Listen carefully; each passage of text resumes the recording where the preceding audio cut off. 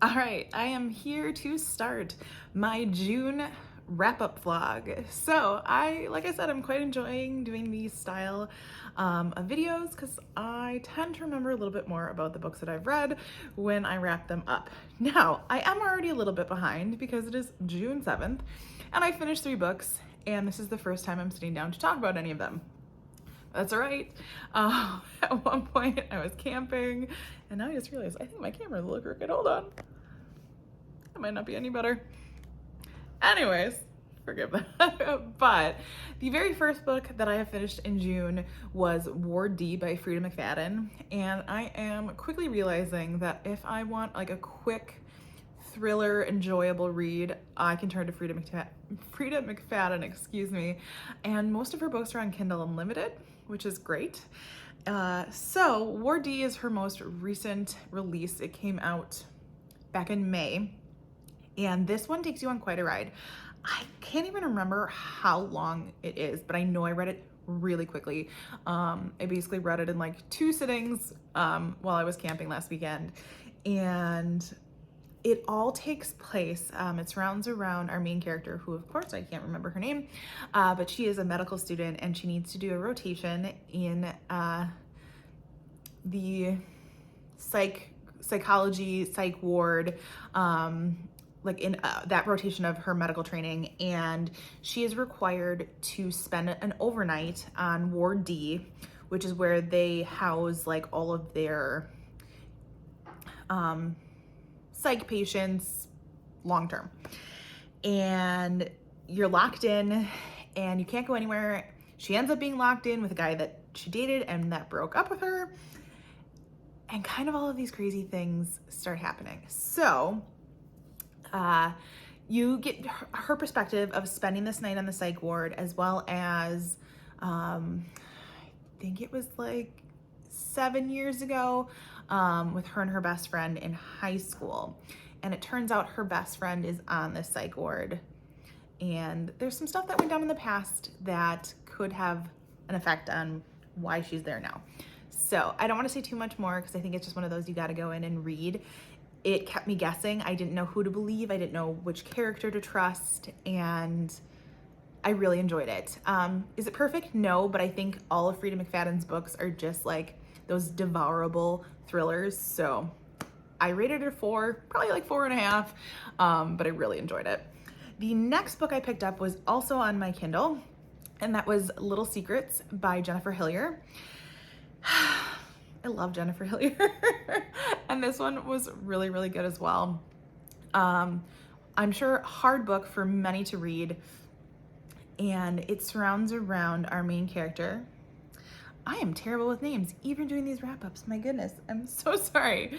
Oh, Marin. I'm assuming which is Marin or Marin. And her son, right in the beginning of the book, gets taken from the market. It's the famous market in Seattle. And like she happens to just let go of his hand to text somebody really quick, and then he's gone. And so we are getting the perspective of basically an entire, about 1.5 years later, and he's still missing. She's part of this grief group. She's struggled a lot of different issues, and she has secretly not told her husband and hired a PI, which is actually Vanessa Castro, who was in Wonderland, which I read earlier this year, so it was fun to see her back, and finds out her husband is having an affair. And so much goes down from there. We get her perspective, we get the perspective of the woman that her husband is having the affair with, and there's just some really wild connections in this book. So I highly enjoyed this one. Would I say it's my favorite Jennifer Hillier? Probably not. Like I said, I really enjoyed Wonderland, and Jar of Hearts is just, but I gave this one like a 4, 4.5. It really was pretty good. And yeah, I don't want to say too much else because I really think you've got to go into it a little blind, but if you have read it, let's talk ending. So anyways, then the third book I literally just finished seconds ago, so I grabbed my phone and I was listening to, and actually I have the physical copy, The Measure by Nikki Ehrlich. Now, The reason I decided to listen to it, even though I have the physical copy, is that Julia Whalen is the audiobook narrator. And if you know, you know, because Julia Whalen is the best. And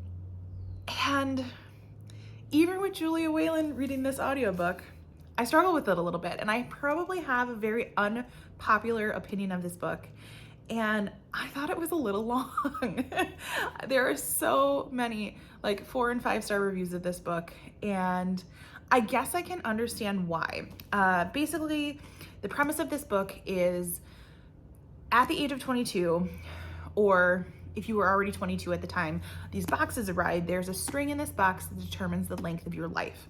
Now, you're not forced to open it, but people, if they decide to open it, they learn they're either a short stringer or a long stringer. And we have 8 different characters that we're following throughout this book who all have some sort of connection. So whether they know somebody that's a short stringer, or they are a short stringer, or what may be, we're seeing what they're going through, kind of dealing with this new world of the length of their strings. So it was a super, super interesting concept, and I did enjoy getting all of the different perspectives that we got.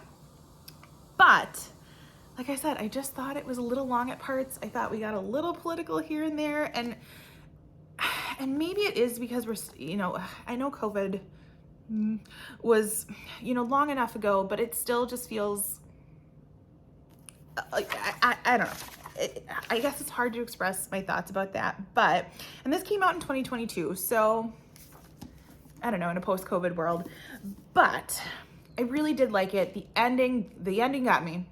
The ending had me in tears, but overall, I rated it a 3.5. I rounded it up to a 4 on Goodreads because it was good. I just didn't find myself like itching to pick it up, which is shocking because usually when I'm listening to an audiobook, especially narrated by Julia Whalen, I have a tendency to want to pick it up more. So I enjoyed it. I liked the different perspectives. I probably would have just shortened it a little bit. And it's actually not even that long of a book. It's under 400 pages. So yeah, unpopular opinion for sure. So those are 3 books that I've read so far in June, and I am sure I'll be back with more as I finish them. All right, I am back with another book update and fresh back from the gym. So looking good today. And it actually is kind of chilly here in Wisconsin. For being mid-June, it's like 58 degrees. So I've got all my windows open because the air feels great, but it is a little chilly. So anyway, yesterday I finished Mad Honey by Jodi Picoult. Learned how to say her name off of TikTok because she actually made a TikTok video that her last name is not Picoult. It is Pico, like the salsa. And then I forget who else she wrote it with. Obviously, I'll have the cover here. This one was not my favorite. And we had read it for my in-person book club in June, and I didn't finish it by the time book club came around. And so I finally finished it last week. And I only had the audiobook because I thought like I wasn't something that I was super like excited to buy, so I was like, I'll just grab the audiobook and it'll be fine. And to me, it was really long. Now the audiobook was almost 16 hours, and I think it was just longer than it needed to be. Basically, our premise is we have 2 teenagers who are dating, and at the very beginning of the book, or somewhat at the beginning of the book, is you find out that the girl has died. The boy finds her, and I believe his name is Asher and Lily, yep.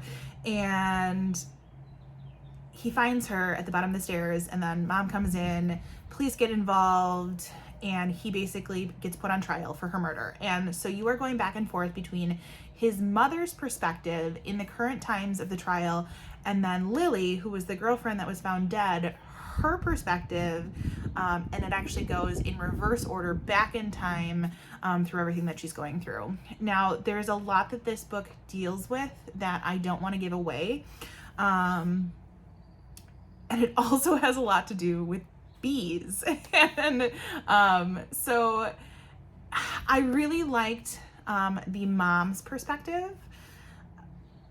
and it wasn't even that I didn't like the other's perspective. I don't want to say too much because I feel like it's going to give away kind of a big plot twist of the book. So I know most of my book club members really enjoyed it. If you have read it, feel free to reach out to me via email and we can chat about it. But I don't want to say too much because it does give away kind of a big plot point right in the middle of the book. So that's not the best summary that I could have ever given, but like I said, the rest of my book club really enjoyed this book. It just wasn't something for me, and now I know I'm probably gonna have to pick up a thriller just to get myself, not necessarily that it put me in a reading slump, but I feel like since it took me so long to get through, I just need something that I can like devour really quickly. So I'm sure I will be back with another update soon. All right, I finished another book. Last night I finished Drowning by TJ Newman. I am really starting to like her as an author. I read her first book, Falling, I think it was last year. Really enjoyed that one. I really enjoyed Drowning as well. Basically, premise is our group of characters have taken off from an airport in Hawaii, and shortly after takeoff, things kind of shut down, go wrong, and the plane goes down. And a lot of rescue efforts are trying to happen, and there are people in the water, they're trying to exit the plane, and they kind of realize that leaving the plane is not going to be the best option because of a lot of like the fuel and things are going to start on fire. And so a group of people end up staying in the plane and it sinks. Throughout the book, we are also getting separate perspectives from one of the main characters' wife, or they're separated, because she is kind of like an underwater welding expert. And then we're getting the perspective of a man in the military as well, who are all kind of coming together to help save these people that are stuck in this airplane. Now, this is a book that I wish I would have read in one sitting because I think it would have been like super beneficial to do, because it just sucks you in. Now, unfortunately, I couldn't just because of time constraints, but I think it would be an amazing book to do that one sitting. I think it would make an amazing movie, just because it was so high impact, kind of edge of your seat the whole time. What's gonna happen? And even to the very last moment, it had sucked me in, and even some tears. So I don't want to say too much more because I don't want to spoil anything, but I highly suggest you pick it up. Same thing, I really enjoyed her first book, Falling, as well. And TJ Newman has a unique perspective in that she was a flight attendant. So she has the experience, of the plane and everything like that. Plus, I think after I read the author's note, she did a lot of research for this book and kind of made sure she was connecting with experts so that she had the correct information. So really enjoyed this one, gave it 5 stars very easily, and now I have no idea what I'm gonna pick up next for this month of June. So we shall see. All right, I am back from a few days of camping and have a couple more books to update you about. So the first one that I finished in the last couple days, and I'm double checking because I'm like my brain sometimes, was The Woman in Cabin 10 by Ruth Ware.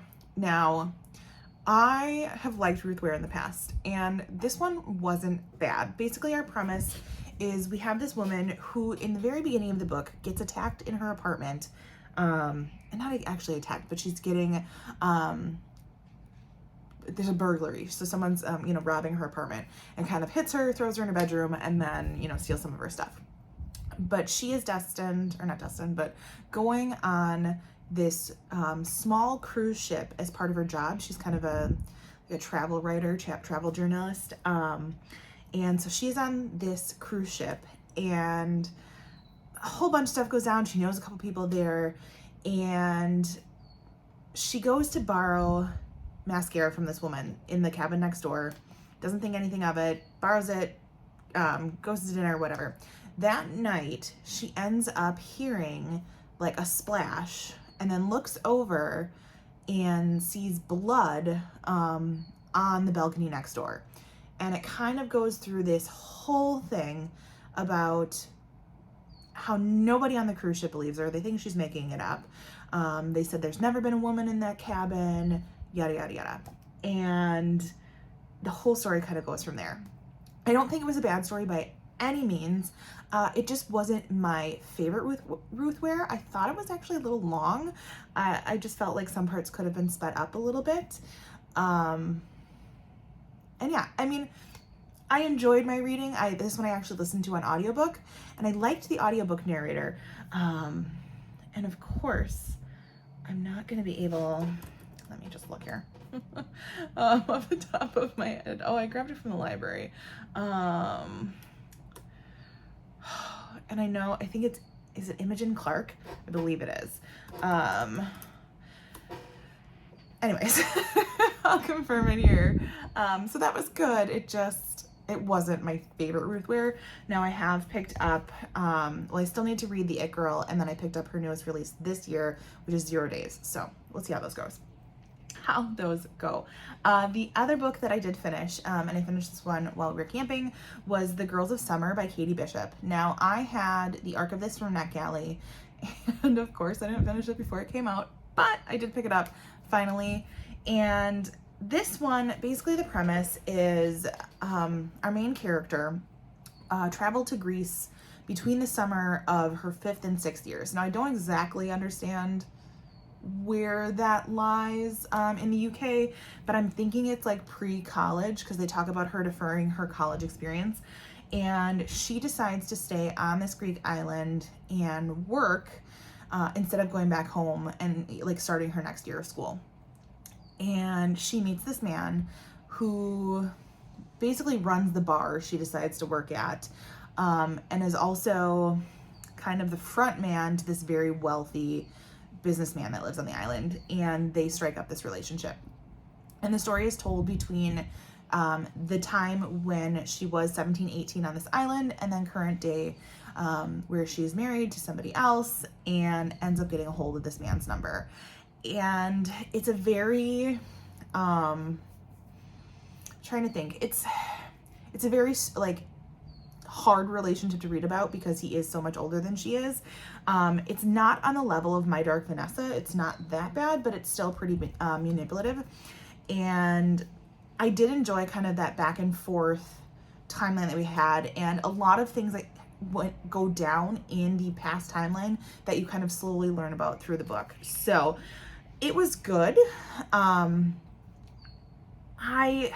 rated it a 3 on Goodreads. I would probably say it's like a 3.5 if I'm being like super honest. I enjoyed my read, but it didn't like blow me away either. So I definitely, you get that like Greek island vibes, and that is bucket list for me for sure. But it's not one that I would be like running to pick up again, I guess. So I'm not sure. Let me just look here. I've got my computer on. If this was a debut for Katie Bishop or not. Let me just double check. It looks like it was. So I would be more than willing to pick up something by Katie Bishop again. But this one just didn't like blow me away. So that is what I have been reading this week so far. I am currently in the middle of Riley Sager's new book, The Only One Left. So I will for sure be finishing that before the end of June here. It's June 28th right now. So I will for sure be finishing that one, and possibly something else. It's been a little bit of a slower reading month for me, but that's okay because I've been enjoying the books that I've been reading. Whether or not they've been perfect, no, but it's still been an enjoyable read, and I'm getting out and doing way more this summer than I have in the past. So cuts into my reading time a little bit, but there's absolutely nothing wrong with that. So I am sure I'll be back with at least one more update, and I will see you then. All right, so I'm here with my very last read of June, and I guess it's kind of cheating because today is technically July 1st, but I'm counting this one for my June reads because I started it in June and I just needed to finish it. But what a good read it was, and that is Riley Sager's The Only One Left. This one literally just came out like 2 weeks ago, and it was fantastic. I have always loved Riley Sager before, and although I feel like his last two weren't as good as some of the other ones that I had read, like the earlier ones that came out.